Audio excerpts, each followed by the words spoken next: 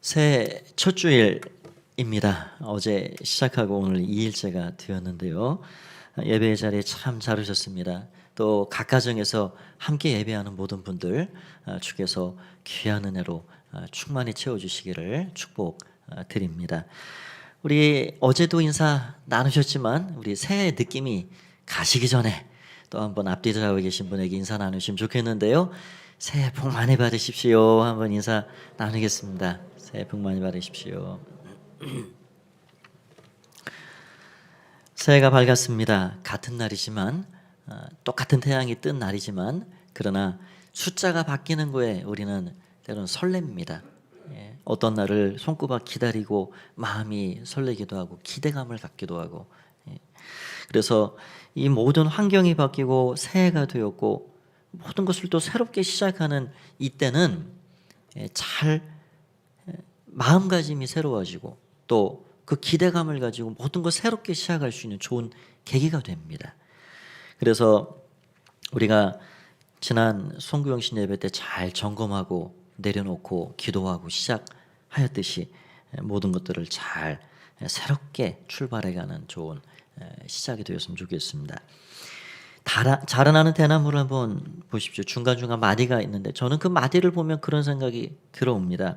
멈춤과 돌아봄, 도약 이런 것들이 생각이 나요. 왜 쭉 올라가지 않고 중간중간 마디가 있을까?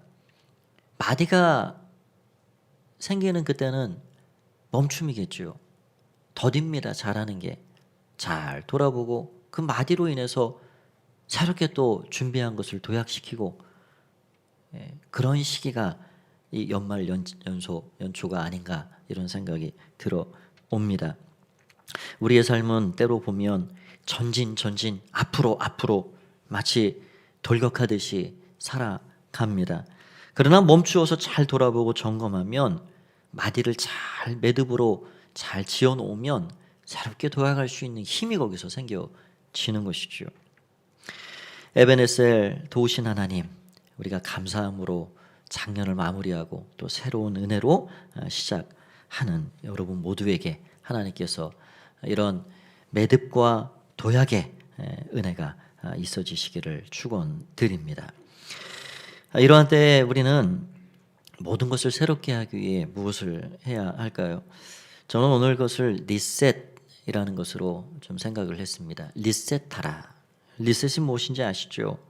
영어로 set이라는 것은 자리에 놓다라는 말인데 그 리하는 것은 다시 자리에 놔라, 제자리로 돌려놔라 그런 겁니다. 웬만한 기계, 전자기기, 음향기기, 컴퓨터는 기본이고 대부분 리셋 버튼이 있습니다.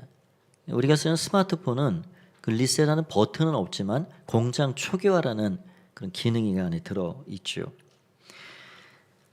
끄지 않고 계속해서 일만 시키고 계속해서 사용해 가면 어느 순간 엉키고 설켜서 아주 복잡해집니다. 바이러스가 침투해 들어오고요. 어디서 어떻게 엉켰는지 알 수가 없어요. 우리 컴퓨터 잘 쓰시잖아요. 컴퓨터 쓰다 보면 그런 현상이 종종 일어납니다. 스마트폰도 마찬가지죠. 그런 때에 필요한 게 리셋입니다. 리셋하면 애초에 공장에서 처음 만든 그때서로 포맷을 할 수 있고 그 초기화를 진행해 갈 수 있어요. 그러면 복잡하고 혼란한 것들이 다 깨끗하게 심플하게 정리가 되는 것이죠. 우리의 삶도 리셋이 필요합니다. 바이러스가 침투해 들어오고 각종 세상의 오물 찌꺼기들이 우리를 때묻게 만들고 영혼 마음을 혼란스럽게 만들고 도대체 내가 어디서 와서 어디로 가는지 무엇을 위해 살아가고 있는지 인생의 목표와 방향이 혼란스러울 때 우린 리셋해야 하는 겁니다. 리셋하면 제자리로 갈 수 있습니다. 우리를 만드신, 우리를 조성하신 창조주, 그분이 우리를 애초에 의도하셨던 그 모습 그대로 공장 초기와 창조주의 손길에 의해서 그렇게 계획됐던 그 프로그램의 그 시작으로 우리가 찾아갈 수가 있는 거죠. 우리 신앙도 리셋이 필요합니다. 예수님 만난 이후에 그 구원의 기쁨과 감격을 가지고 살았던 우리들, 그러나 세상살이에 지치고 힘들고 교회의 사역과 여러 가지 일들에 마음이 상하고, 그래서 우리는 혼란스러워집니다. 어떻게 해야 할지 때로는 알지 못하고 마음의 상처만 가득 남아있고, 그때 필요한 게 뭡니까? 신앙의 리셋입니다. 리셋해야 돼요. 리셋. 교회도 마찬가지예요. 목장도 마찬가지입니다. 가정도 마찬가지입니다. 여러분 살다 보면 부부가 갈등이 생기죠. 어려워집니다. 어떻게 합니까? 처음 자리로 돌아가는 거예요. 서로 손에 가락지 끼워주면서 진지하게 하나님 앞에 서로에게 서약했던 그 자리, 처음 시작했던 그 마음, 그 자리, 그때로 리셋을 하는 겁니다. 우리 목장이 하나님 앞에 모여 예배하고 우리 교회 공동체가 하나님을 기쁨으로 잘 섬겨갔던 그때의 그 자리, 교회가 리셋하는 것은 무엇일까요? 초대교회 자리로 돌아가는 겁니다. 하나님의 애초에 이 땅에 베드로에게 약속하신 그 교회, 내가 내 믿음의 고백 그 반석 위에 내 교회를 세울 것인데, 그래서 사도행전 나오는 그 초대교회가 하나님 애초에 어떻게 성생이 됐는지, 어떤 모습으로 그 공동체가 살아갔는지, 교회가 혼란스럽고 방향을 잃고 세상에서 지탄을 받고 도대체 사명이 무엇인지 깨닫지 못하고 어디로 가야 할지 알지 못할 때 우리는 사도행전 초대교회의 자리로 돌아가는 겁니다. 하나님 애초에 세우신 그 교회의 모습이, 그 원형이 무엇인지 원형의 자리를 찾아가는 겁니다. 지금과는 많이 다르죠. 2000년 전 사역도 다르고 형식도 다릅니다. 초대교회가 이렇게 무슨 건반과 드럼을 치며 예배를 드렸습니까? 그러지 않습니다. 형식이 다르고 모양은 다르고 조직은 다를지 모르지만 그 복음의 정신은 똑같은 거예요. 왜 하나님이 교회를 세우셨는가? 그 자리를 우리가 찾아가는 겁니다. 그래서 몇 주가 될지는 모르겠지만 우리의 삶의 곳곳에 필요한 이 리셋을 한번 생각해보고 돌아보고 다시 그 자리로 찾아가는 그런 일들을 이 주일에 몇 차례에 걸쳐서 생각해보고자 합니다. 오늘 본문에 보면 예수님을 찾았던 한 사람의 이야기가 나옵니다. 1절에 보면 그가 누구인지 또 뭐하는 사람인지를 알려주고 있는데요. 5장 1절은 이렇게 이야기하고 3장 1절은 이렇게 이야기하고 있습니다. 그런데 바리새인 중에 니고데모라는 사람이 있으니 유대인의 지도자라. 니고데모는 바리새인이었다는 거예요.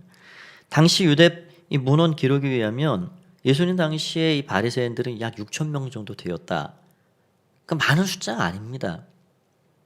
그러니까 6천 명은 상당한 기득권을 가지고 굉장한 프라이드를 행사했던 사람들입니다. 백성들의 지도자가 되어서 사람들의 삶과 신앙을 관장하는 사람들이었죠.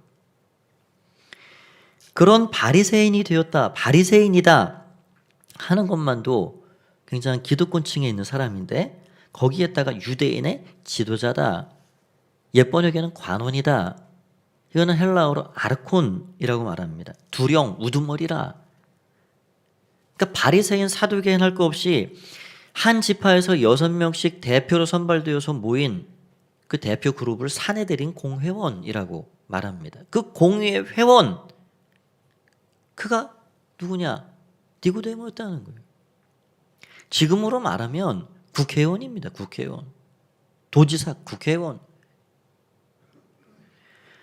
그러니 이렇게 사회적으로 덕망 있고 지파에서 6명 대표로 뽑힌 사내들인 공회원이었던 니고데모, 무슨 아쉬울 게 있겠습니까?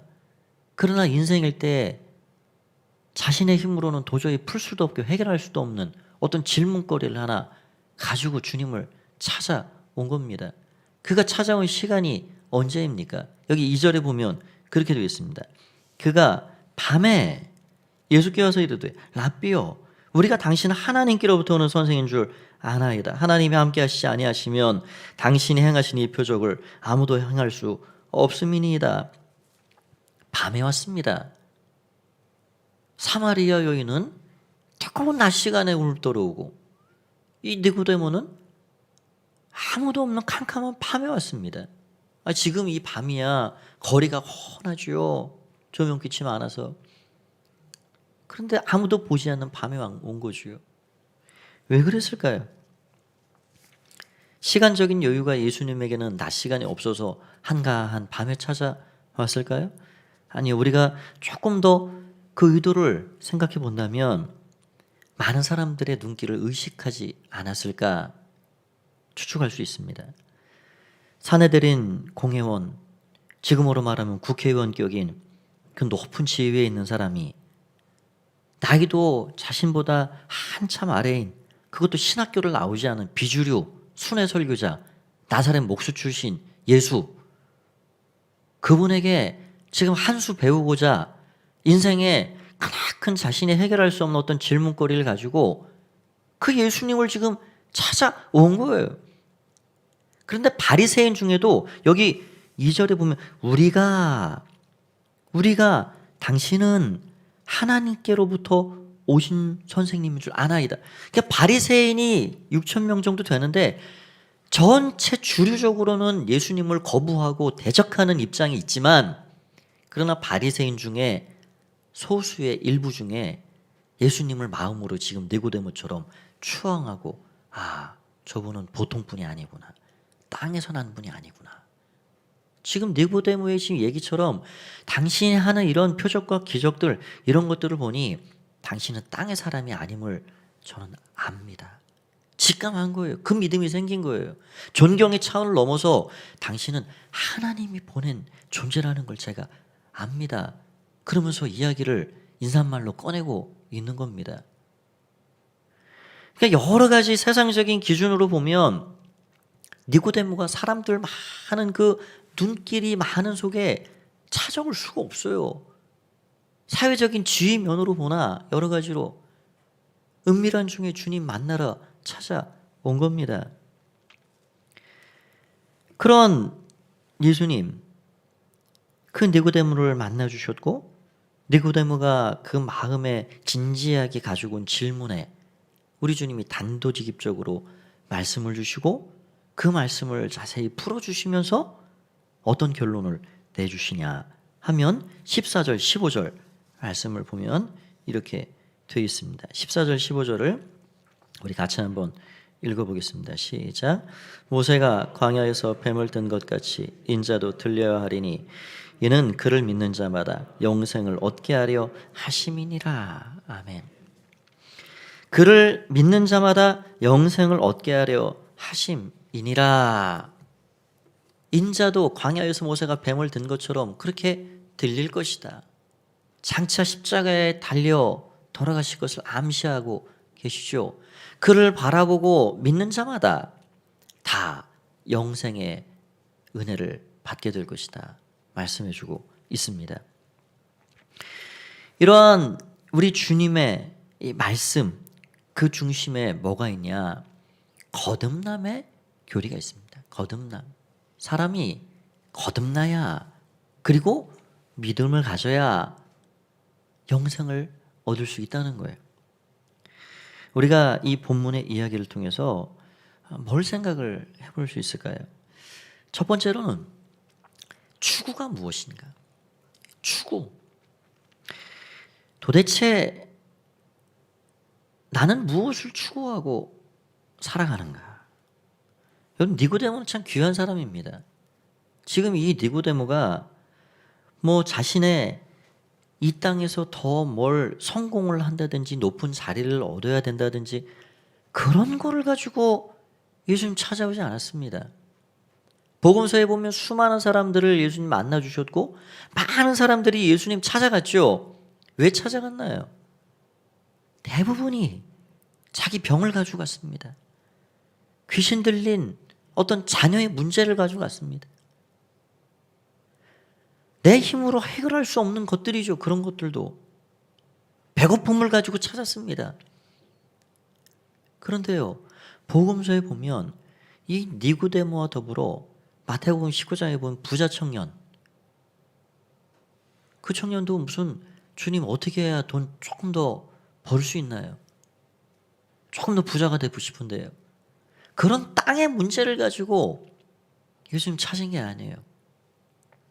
이 땅에 먹고 사는 재물의 문제, 성공의 문제, 그런 거를 가지고 주님을 찾은 것이 아니라 더 고상하고 높은 죽음 이후의 문제, 영혼의 문제, 영생의 문제, 그걸 지금 하나님 앞에 가지고 나온 겁니다.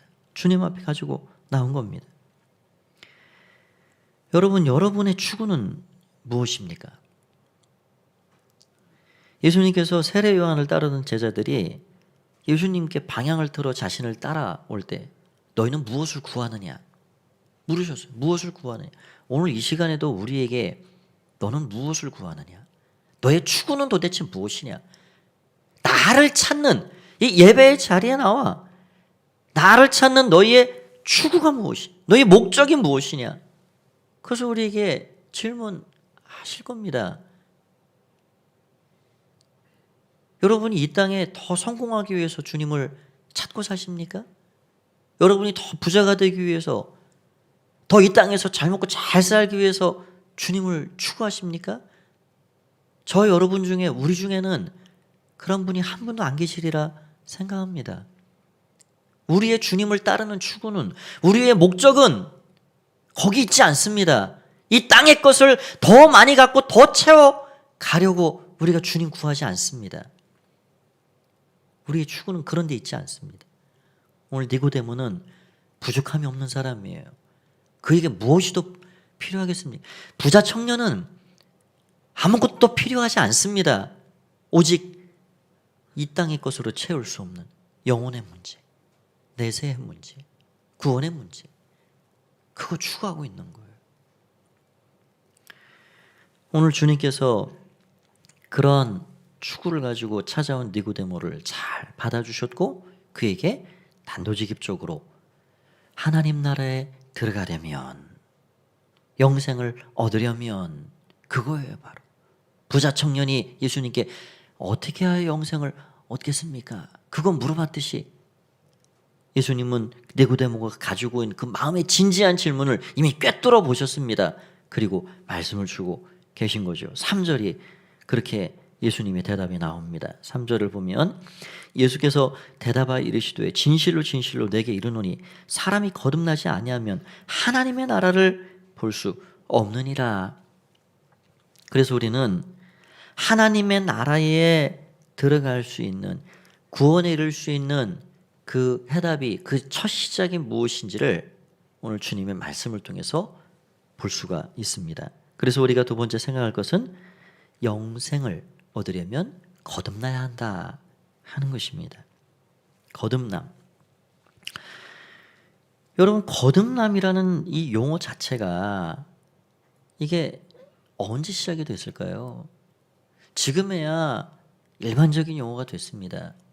정치계가 거듭나야 합니다. 우리 교육계가 거듭나야 합니다.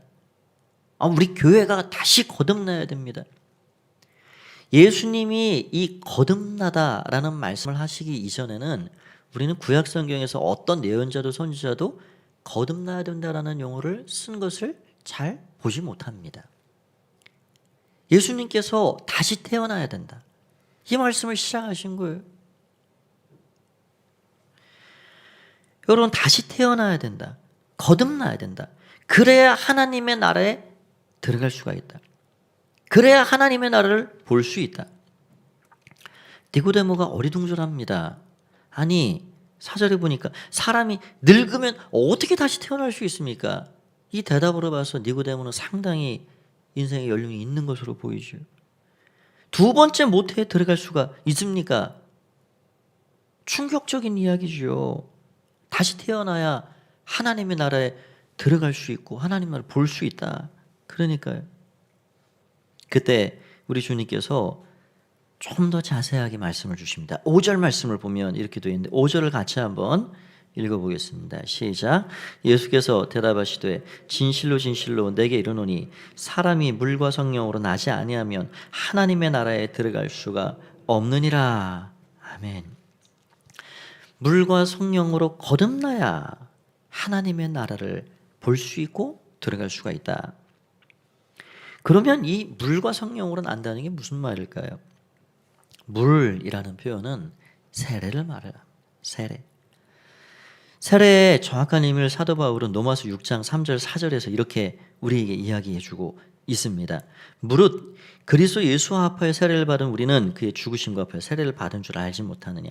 그러므로 우리가 그의 죽으심과 합하여 세례를 받음으로 그와 함께 장사되었나니 이는 아버지의 영광으로 말미암아 그리스도를 죽은 자 가운데 살리심과 같이 우리로 또한 새 생명 가운데 행하게 하려 함이라. 세례의 의미는 이 말씀에 의하면 세 가지입니다. 죄를 씻는 거예요. 씻음의 의미가 있습니다. 덕지덕지 세상에 혼란스럽게 되어진 그 죄를 깨끗이 씻어내는 겁니다. 또 한 가지는 옛사람의 죽음을 말합니다. 그리스도와 함께 십자가에 못 박혀 장사되는 것. 장사가 되고 이제 다시 살아나는데 예수 그리스도와 함께 연합해서 다시 살아나는 거예요. 그래서 세례는 씻음과 장사와 연합, 그런 의미를 가지고 있습니다. 그런데 이러한 세례라는 것이 그냥 어떤 의식적인 차원이 아니라 회개를 동반하는, 반드시 회개와 더불어 진행되는 의식입니다. 그래서 세례 요한의 세례를 가리켜서 회개의 세례라 그렇게 이야기를 하고 있죠. 여러분, 진실한 그리스도인이 되기 위해서 그래서 처음 단계는 회개입니다. 회개라는 말은 헬라어로 메타노이아라고 말합니다. 메타노이아, 노이아라는 말이 어떤 사고방식, 생각 이런 거를 말하는데 그런 사고방식, 생각을 초월하다, 바꿔라, 그런 뜻이 메타노이아입니다. 여태까지 살아온 삶의 사고방식, 자신의 뜻을 따라 욕망을 따라 살아왔던 그런 모든 삶의 자리를 이제 다 정리하고 새로운 사고방식으로 하나님을 향해, 바른 진리를 향해 나아가라. 내 고집, 목적, 소원 이런 것들을 다 내려놓고 하나님의 뜻을 향해 방향을 전환해라 라는 것이 바로 메타노이아입니다.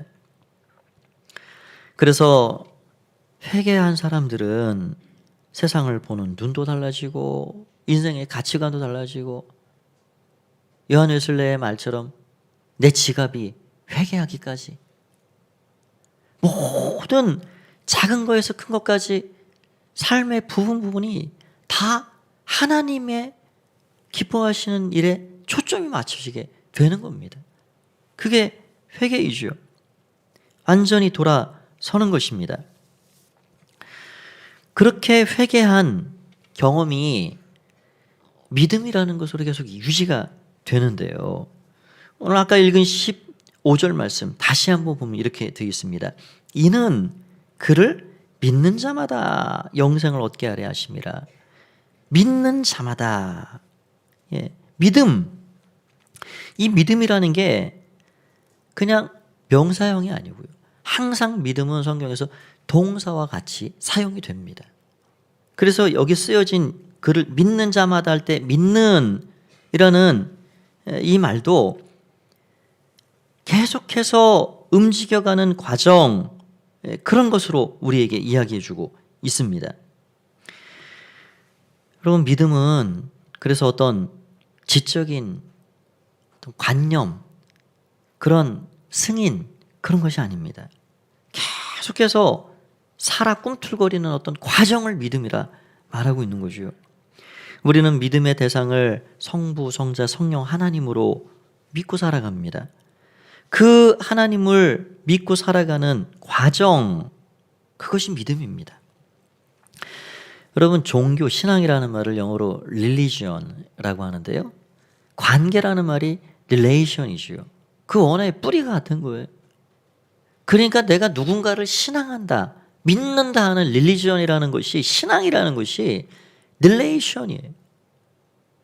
그냥 뭐 지식으로 딱 내가 믿습니다, 그렇게 끝나고 마는 게 아니고 계속해서 그분과의 관계를 통해서 그분을 신뢰하고 믿어가고, 그래서 내 것을 맡기고 올려드리고, 그게 믿음의 실체입니다. 예수님께서 요한복음 15장에 보면 나는 포도나무요 너희는 가시니 이래 말씀하시면서, 너희가 내 안에 나를 떠나서는 아무것도 맺을 수 없느니라. 그러니까 포도나무의 이 가지라는 것은 붙었다가 떨어졌다 그런 것이 아니고요, 계속해서 붙어 있어야 뿌리의 양분을 올려서 그 양분을 통해서 살아 꿈틀거리고 결국 열매를 맺는 그런 가지가 되는 거죠. 여러분, 우리는 이 믿음을 통해서 계속해서 하나님이 주신 귀한 것들을 유지해 갈 수가 있습니다. 한번 그런 것을 생각해 보시죠. 어떤 누군가가 여러분의 집 앞에 아주 멋지고 근사한 차를 한대 딱 놓고 갔다, 선물로. 그런 일은 별로 없겠지만 기분이라도 한번 내보십시오. 누군가가 그렇게 멋지고 근사한 차를 탁 놓고 열쇠를 꽂아놓고 갑니다. 당신 겁니다. 그러고 진짜 멋지다 하고 들어가 앉았어요. 그 차가 가기 위해서는 어떻게 해야 됩니까? 키를 돌려서, 지금 버튼이죠, 돌려서 운전을 해 가야 가는 겁니다. 이건 자동차라는 거는 눈으로 보라고 만든 게 아니죠. 전시용이 아니에요. 타고 가야 자동차죠. 하나님께서 우리에게 구원이라는, 영생이라는 놀라운 선물을 전적으로 주셨어요. 전적으로. 우리가 할 수 없는 죄를 사해 주시고 세례를 통해서 내 옛사람을 십자가에 장사시키고 다시 주님과 함께 살아나는 그런 놀라운 일을 우리에게 주셨습니다. 그것을 내 것으로 취하고 내 것으로 계속해서 유지해서 그것을 누리고 그 은혜 안에 살게 하는 것, 그게 믿음이라는 거예요. 열쇠를 돌려서 운전에 가듯이 그것이 믿음입니다. 여러분, 그래서 우리는 우리에게 주신 은혜, 구원, 이런 것들을 계속 믿음으로 받고 회개의 고백을 끊임없이 지속하면서 유지하면서 그 믿음을 강건하게 만들어 가는 것, 그것이 필요한 것이죠. 이렇게 회개하고 믿은 사람은 하나님께서 성령을 주시는데요, 성령을 우리 모두에게 주셔서 주님을 고백하는 그 시간부터 계속해서 끊임없이 믿음을 유지하게 하는 그런 보혜사가 되셔서 우리를 도와주시는 분, 그분이 바로 우리 주님이 선물해 주신 선물, 그 성령이시라는 겁니다. 그래서 예수님은 성령을 받으라, 사도 바울은 술 취하지 말라, 이는 방탕한 것이니 오직 성령으로 충만함을 받으라 라고 말씀해 주셨습니다. 여러분, 거듭남이라는 것은 그리스도인의 시작입니다. 회개와 믿음과 성령을 통해서 다시 태어나는 겁니다. 그래서 하나님의 자녀의 백성으로 완전한 삶을 시작하는 것이 바로 거듭남입니다. 여기 예배하시는 저를 포함해서 우리 모두는 이런 거듭남의 은혜가 있는 사람들이죠. 그러나 간혹 우리는 점검해야 합니다. 나는 정말로 거듭난 존재인가? 나는 정말로 그리스도인으로 회개하고 예수 그리스도를 영접하고 그 믿음이 추억이 아니라, 회개가 추억이 아니라 계속해서 하나님을 바라보고 의지하는 살아 꿈틀거리는 믿음으로 성령의 은혜 가운데 내가 그렇게 거듭난 존재로 살아가고 있는가 하는 것을 우리가 돌아보고 점검해야 한다는 것이죠. 이런 거듭남은 수많은 사람들의 인생을 변화시켰습니다. 베드로를 보십시오. 그가 물고기를 잡는 어부에서 주님을 만나고 인생이 역전이 되고, 그래서 메타노이아, 근본적인 변화의 그 회개의 사건을 통해서 십자가에 거꾸로 매달려 복음을 위해 살아가는 사람 낚는 어부가 되기까지 그 놀라운 거듭남의 변화를 보게 됩니다. 1975년 미국 대통령 선거가 한창 막바지에 이를 때 당시 후보였던 지미 카터가 그런 이야기를 했답니다. I am a born again Christian. 나는 거듭난 하나님의 사람입니다. 내가 누구인지 그 정체성을 적나리 드러내는 한마디인데요. 세상적으로 자랑하고 싶은 게 커리어가 얼마나 있겠어요? 더 많겠어요? 그러나 저는 그런 모든 것보다도 나는 거듭난 하나님의 사람, 그리스도의 사람입니다 라고 자기를 드러내고 있는 거예요. 여러분, 우리는 그게 가장 소중한 것이요. 파스칼이라는 팡세 파스칼 잘 아시죠? 그는 39세에 짧은 생을 살고 생을 마감했습니다. 그는 수학자요, 물리학자요, 철학자요, 발명가로 그렇게 참 역사에 남을 만한 삶을 살았던 사람인데요. 진공이라는 걸 처음 개발했다 합니다. 양자 물리학의 토대를 마련했고요. 그런 그가 39세의 짧은 나이에 생을 마치면서 어떤 일기를 하나 남겼는데 그 유품 중에 일기에 그런 글이 보여졌습니다. 1954년 은혜의 해 11월 23일 월요일 저녁 10시 30분에서 12시 30분까지 철학자들과 배운 자들의 하나님이 아닌 아브라함의 하나님, 이삭의 하나님, 야곱의 하나님, 확신, 감정, 기쁨, 평화, 예수 그리스도의 하나님, 나의 하나님과 당신의 하나님, 하나님 외에 세상과 만물을 있다. 그러니까 지금 너무너무 놀라운 거듭남의 그 은혜와 감격 가운데 깊이 잠겨 있는 것이요. 하나님은 복음서에서 가르치는 방법으로만 발견할 수 있다. 인간 영혼의 위풍, 의로우신 아버지. 세상은 당신을 알지 못하였지만 저는 당신을 알게 되었다. 기쁨의 눈물. 세계적인 지성인 중에 한 명인 그 철학자가 세상과 만물이 보이지 않을 만큼 그 예수 그리스도를 만난 그 기쁨과 감격이 얼마나 컸는지, 그 밤에 그 어두운 밤에 주님께 기쁨의 눈물을 흘리면서 그 거듭남의 기쁨을 고백을 하고 있는 것이죠. 여러분, 거듭남이라는 것은 너무 신비하고 놀라운 일입니다. 여름이 되면 세상이 떠날 듯이 울어대는 매미 있죠, 매미가요, 그게 알이 애벌레로 깨어나가지고 어느 순간 되면 이 밑바닥으로 땅속으로 파고 들어가는데, 저도 참 그거 이렇게 보고 정말 너무너무 신비하다. 13년에서 17년을 땅속에서 있답니다. 13년에서 17년을 죽은 거죠. 그 정도면. 하나님은 우리 옛사람의 존재를 죄와 허물로 너는 죽었었다. 에베소서는 우리에게 그걸 가르칩니다. 죄와 허물로 죽었던 너희를 살리셨도다. 죽었다는 거예요, 이미. 하나님 떠나서 완전히 어그러져서 사망에 처해 멸망 가운데 처한 인생, 죽었다는 거예요. 그런 존재를 예수 그리스도를 통해서 다시 살려낸 것입니다.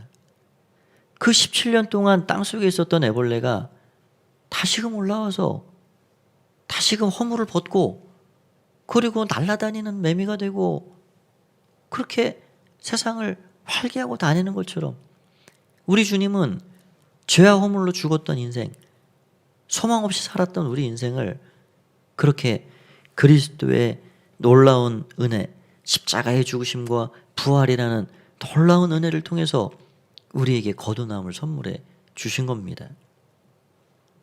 그래서 회개하고 그 주님을 믿음으로 성령을 선물 받아 살아가는 하나님의 백성들로 우리를 살게 하신 거죠. 오늘 처음 리셋해야 될 것이 무엇인가 생각했습니다. 혹 여러분 중에 아직도 주일에 이 자리에 예배의 자리에 나와 하나님 예배하고 찬양하지만 예수 그리스도가 나를 위해 죽으시고 부활하시고 나의 인생에 영생을 주시는 구세주가 되신다라는 사실을 믿음으로 고백하지 못하시는 분이 계신지 모르겠습니다. 그런 분들은 다시 한번 주님 앞에 약속의 말씀을 붙잡고 오늘 우리에게 주신 이 말씀, 사람이 물과 성령으로 나지 아니하고서는 하나님의 나라를 볼 수 없느니라, 이 말씀을 부여잡고 예수 그리스도를 확신 있게 고백하고 이 거듭남의 새 출발을 통해서 하나님 앞에 아름답게 이 한 해를 시작해야 되겠습니다.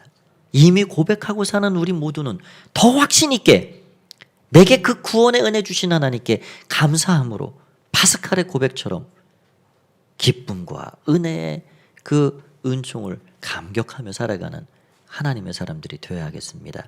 이런 은혜가 여러분 모두에게 이 한 주간도 넘쳐나시기를 간절히 축원드립니다. 이 시간 같이 우리 찬양 올려드리겠습니다. 시간 찬양을 함께 드릴 때 주의 순애가 알기 전 나를 먼저 사랑하신 그 주님 너무너무 감사합니다. 내 영혼 거듭나게 하신 하나님 감사합니다. 그 고백을 담아서 하나님 앞에 올려드리겠습니다.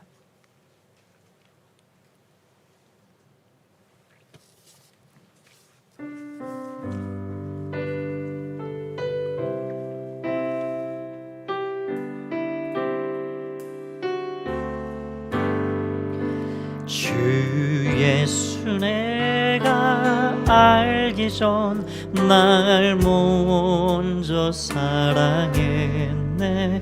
그 크신 사랑 나타나 내 영혼 거듭났네. 주 내 맘에 늘 계시고 나 주의 안에 계셔. 저 포도 비유 같으니 참 좋은 나의, 우리 1절로 다시 하겠습니다. 주 예수 내가 알기 전 날 먼저 사랑했네. 그 크신 사랑 나타나 내 영혼 구원했네. 주 내 맘에 늘 계시고 나 주의 안에 있어. 저 포도 비유 같으니 참 좋은 나의, 우리 3절이면 내 진실하신 친구요 그늘에 내려주사 나랑 상보하시고 내 방패 빼옵소서. 풍성한 참 사랑을 능히 끊을 소냐. 날 구원하신 예수는 참 좋은 나의 친구. 나 주를 멀리 떠났다 이제 옵니다. 나 죄의 길에 시달려 주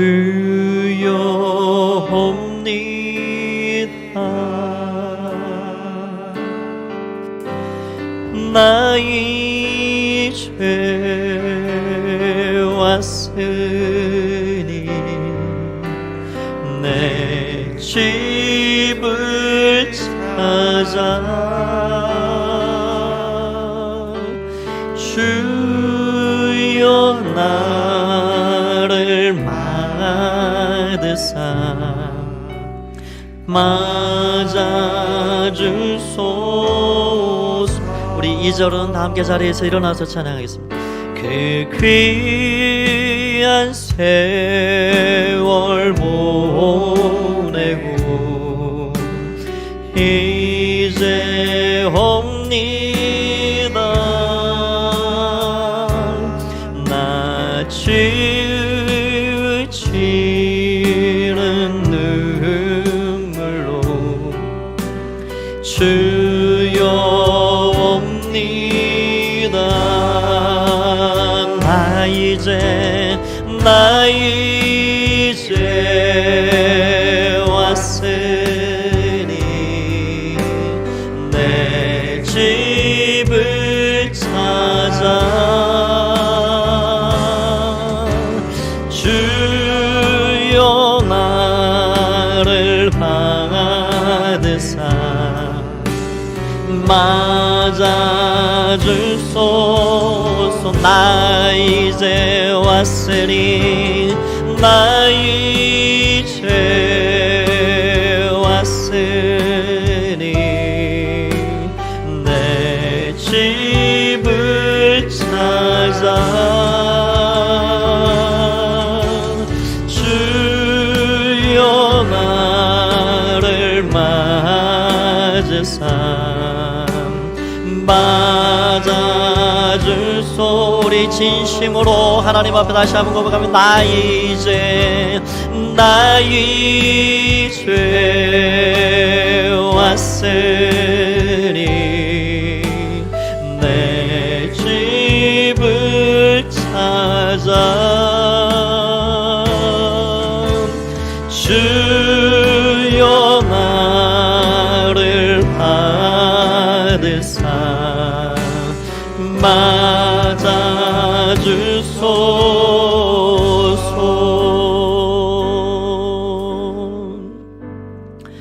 이 시간 우리 한번 하나님 앞에 고백하고 나가겠습니다. 하나님, 기도할 때에 하나님 주님의 은혜 가운데 거듭남의 은혜 주심을 감사합니다. 회개하고 순간순간 믿음을 가지고 하나님 잘 바라보고 의지하게 살게 해주십시오. 회개가 추억이 되지 않게 하시고 내 믿음이 나의 지식이 되지 않게 하시고 하나님을 순간순간 매 때마다 하나님 바라보고 의지하고 믿음으로 성령의 은혜 가운데 거듭남의 은혜에 감격하며 살아가는 우리의 삶이 되게 해달라고 우리 짧지만 우리 한번 이 시간 간절함으로 하나님 앞에 기도하도록 하겠습니다. 함께 기도합니다. 살아계신 아버지 하나님, 은혜를 감사합니다. 귀한 시간 주님 우리를 불러주신 주님을 찬양합니다. 아버지 하나님이여, 주님의 은혜에 감사함으로 나아가오니 주님 받아주시옵소서. 아버지여, 아버지여, 아버지여, 아버지여, 아버지여, 주님, 주님, 주님, 주님, 주님, 오 예수님, 오 예수님, 오 예수님, 오 예수님, 오 예수님, 주님, 아버지. 살아계신 아버지 하나님, 은혜를 감사합니다. 그리스도인 되어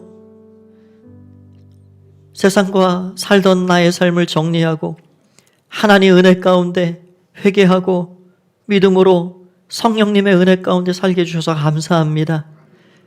이 구원의 감격, 거듭남의 기쁨과 즐거움을 이 한 주간도 누리며 살게 하시고 주와 동행하는 복된 이 한 해의 시작을 주님과 함께 출발해 갈 수 있도록 우리 모두를 축복하여 주시옵소서.